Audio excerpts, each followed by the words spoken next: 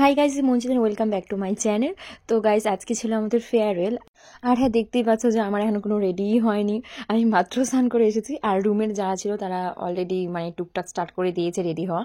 যাই হোক, তো আমি ওরা আগের দিন রেডি করে রেখে দিয়েছিলাম যে কি পরবো কি না পরবো, কারণ যেদিন অনুষ্ঠান তার আগের দিন যদি আমি সব কিছু রেডি করে না রাখি তো অনেকটা লেট হয়ে যায়।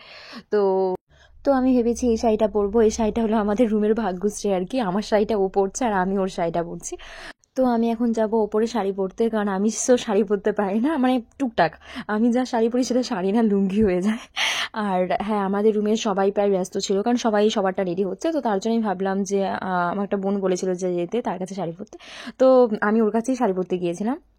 আর শাড়ি পরে ওই 3 তলা থেকে নামতে নামতে আমার শাড়ির অবস্থা এমনিই খারাপ হয়ে গেছিলো।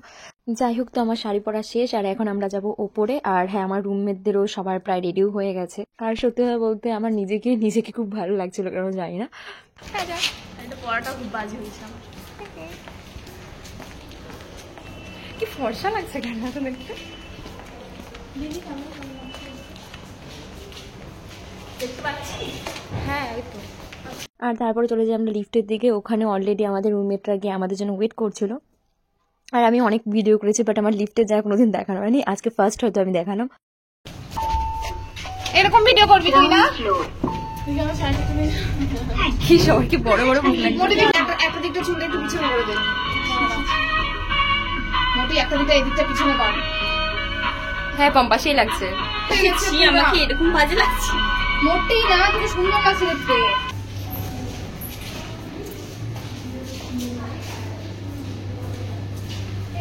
আর তারপর আমরা চলে গিয়েছিলাম ফার্স্ট ইয়ারের ক্লাসরুমে। সাধারণত প্রত্যেকবার এটাই ফার্স্ট ইয়ারের ক্লাসরুম থাকে। আর আমাদের যতগুলো বড় বড় অনুষ্ঠান হয়ে থাকে সবগুলো এখানেই হয়। আর হ্যাঁ, এখানে দেখতে পাচ্ছি স্কেলেটনটা, ওটা আমাদের ফার্স্ট ইয়ারও, ওটাকে নিয়ে অনেক কিছু অনেক কাহিনী আছে ওটা নিয়ে। আজ আমরা আমাদের সিনিয়র দিদিদের বিদায় সম্বর্ধনা না, ঠিক তা নয়, দিদিদের জীবনে আরো এক নতুন ধাপে এগিয়ে যাওয়ার অভিনন্দন স্বরূপ একটা ছোট্ট অনুষ্ঠানের আয়োজন করেছি।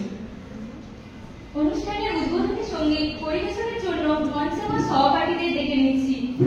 মাঝে মাঝে তব দেখা পাই, চিরদিন কেন পাই না।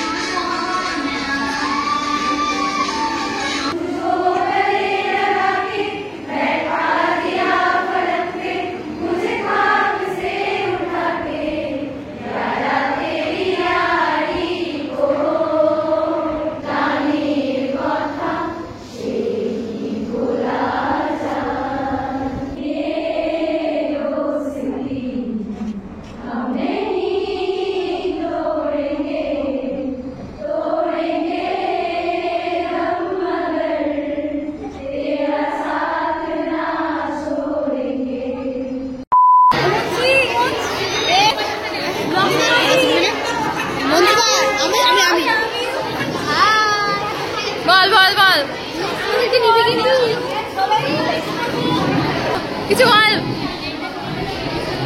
কিছু বল মনীষা, কিছু বল। কি বলবো? খুব মিস করবো, খুব মিস করবো সবাইকে। সেই বলছি হ্যালো গাইস, কিছু বল। This is our Shibuda. আমাদের যুগ যুগ ধরে হয়ে থাকা ব্যক্তি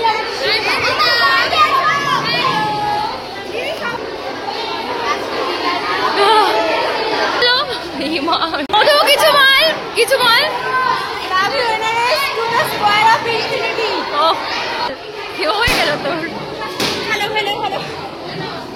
আর তারপর আমাদের এখানেই ভিডিও সমাধান শেষ হয়ে যায়। আর সত্যি কথা বলতে আমরা অনেক কেঁদেছি, মানে অটোমেটিকই চোখ দিয়ে জল বেরিয়ে গেছে। এটা সবারই হওয়ার কথা, সবারই হবে। কিন্তু সেই কাদার পার্টের কোনো পার্টি আমি মানে ব্লগে দেইনি। আসলে সেই মানে কাদার কোনো পার্টি ক্যাপচার করা হয়নি। আর যেহেতু মানে বিষয় হয় এমন যে যখন আমি কান্না করি তখন মানে আমার অন্তত হয় না যে আমার ক্যাপচার করা। তো যাই হোক, তো সেই পার্টটা কোনোটাই দেওয়া হয়নি। আর হ্যাঁ, তারপর আমরা এখানকার ভিডিও সমাধানের পর চলে গিয়েছিলাম বাগানে।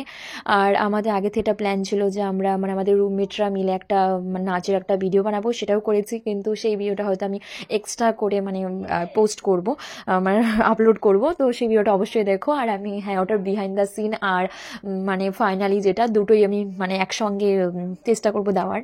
আর এগুলো আমাদের বোনদের থেকে পাওয়া উপহার, বোনদের অনেক অনেক ভালোবাসা আমাদের তরফ থেকে। তোরা অনেক ভালো করে পড়াশোনা কর, অনেক ভালো এগো। আমি ভিডিওটা বাড়াচ্ছি না, আশা করি তোমাদের ভিডিওটা অনেক ভালো লেগেছে। আর হ্যাঁ, পরের ভিডিওটা অবশ্যই দেখো, কারণ পরের ভিডিওটা আমাদের নাচের। বাই বাই, দেখা হচ্ছে পরের ব্লগে।